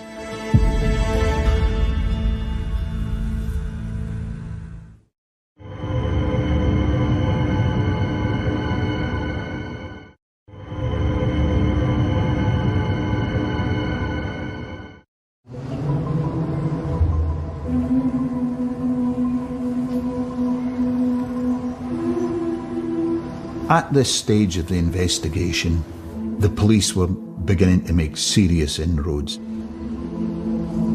Another abuser, a man called Robert Oliver, was arrested in East London and accused of sexually assaulting a teenage boy. Robert Oliver came to notice because he'd been looking after a child, and during the course of looking after them, he'd abused the child. As a result of that, we arrested Oliver. This man is a serious child abuser. And I began to think more and more in terms of Barry Lewis, Jason Swift, Mark Tilsley. I thought we best consider him on a much broader basis than just solely on this particular offence alone. Robert Oliver and Sidney Cook were, from time to time, cohabitating on the Kingsmead estate in Hackney. We knew that Jason had resided on the Kingsmead estate. If Robert Oliver was involved with Jason, then Cook would be as well. Oliver's room in the Hackney area was searched, and 4 empty bottles bearing the label diazepam, and that was one of the drugs, traces of which were found in both Jason and Barry's body. He was interviewed totally for 14 45-minute tapes. I can remember on one occasion speaking to Robert Oliver, where he slid down the back wall and started to talk about the Jason Swift killing. That was really the breakthrough. And it was after that that we notified the police in Essex. They turned up with David Bright. Robert Oliver agreed that A, he knew Jason, had seen him a few times, supposedly had been in Cook's car with Jason.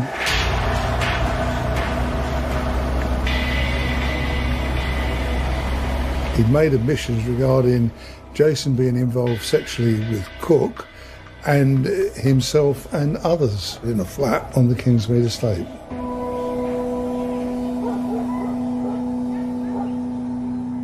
Following Robert Oliver's interview, police then questioned a man called Leslie Bailey, who had shared a flat with Robert Oliver. To the great surprise of the detectives, Bailey started to incriminate himself in the events that surrounded Jason's death. Leslie Bailey came into the picture with another man, Stephen Barrell. Stephen Barrell was a married man with children, and they were repairing a car of another tenant who lived in one of the blocks in the Kingsmead estate. And they went to the flat where Jason was with the others on the pretense of borrowing a spanner, and then got involved with what was taking place in that flat. The interviews that police carried out with the suspects at this time were absolutely harrowing, truly dreadful descriptions of what had happened. Jason Swift had in fact died after sexual activity involving all the men. When they were looking for a place to dispose of Jason, Leslie Bailey came up with it, and Cook, and he took young Jason there in the Jaguar car. If Leslie Bailey says he drove there, he must know the route. He took police to Jason's final resting place with a remarkable degree of accuracy, which could only have been known to someone who was very closely involved in the killing.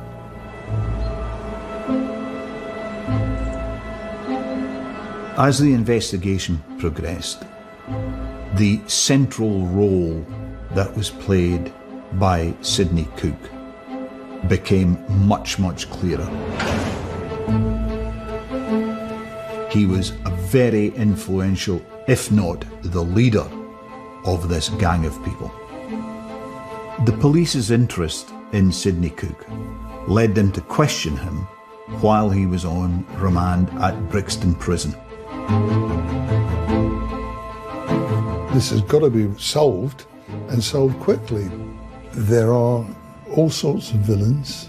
In my opinion, the worst are those who do bad things to children. Cook, he is pure born evil.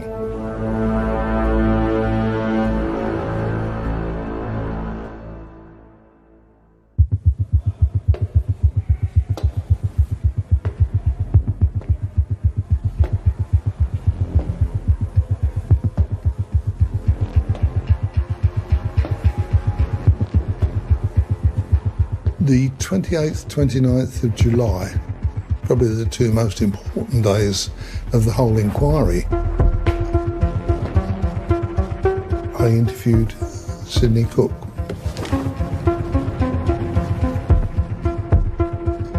Preparing an interview was difficult because we didn't know if he spoke which way he was going to go. We could have put all the questions to him and he just played dumb. What's your name? No comment.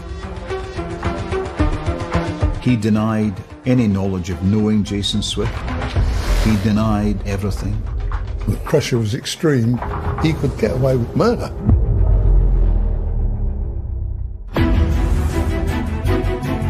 Staggeringly, Sidney Cook was released. The demonstration against Sidney Cook degenerated into thugs throwing petrol bombs and bricks, the aftermath of last night's riot. Justice was not done. We needed to concoct a scam, so I decided that I would masquerade as a vicar. When cases like these emerge, it's inevitable that conspiracy theories will surround them in many ways. The final toll in children's lives will probably never be known, but officers remain convinced that as many as 25 may have died. I ain't gonna lie, it gave me nightmares.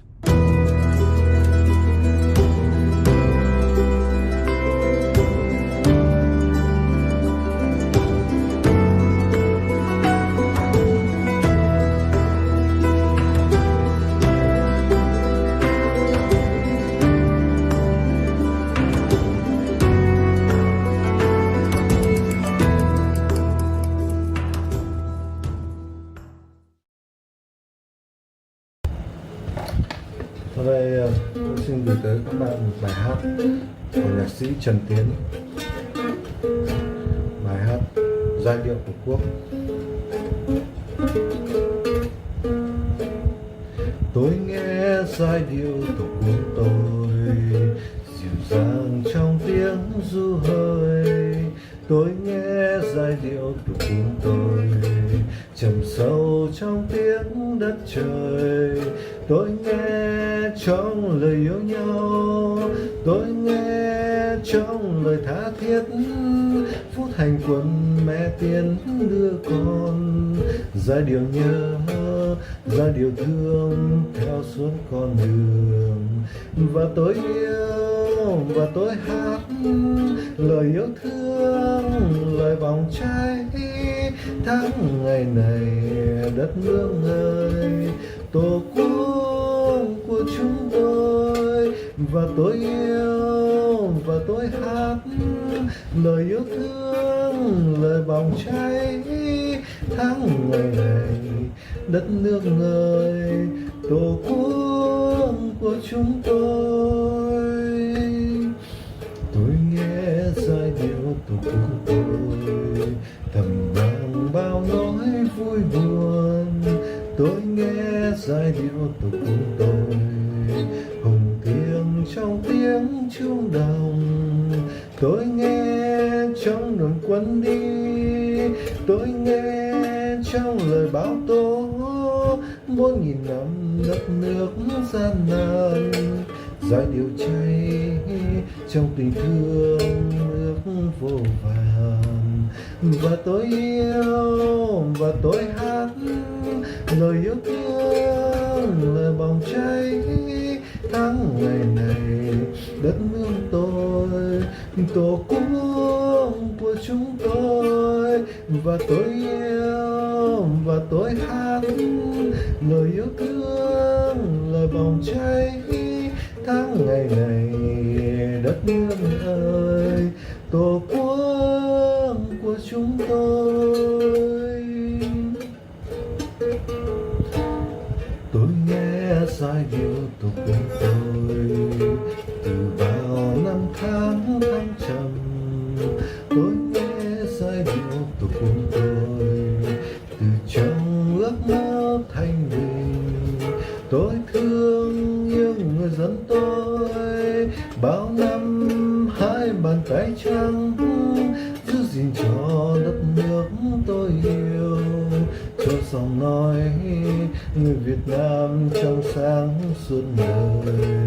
Và tôi yêu, và tôi hát lời yêu thương, lời vòng cháy tháng ngày này đất nước ơi, tổ quốc của chúng tôi.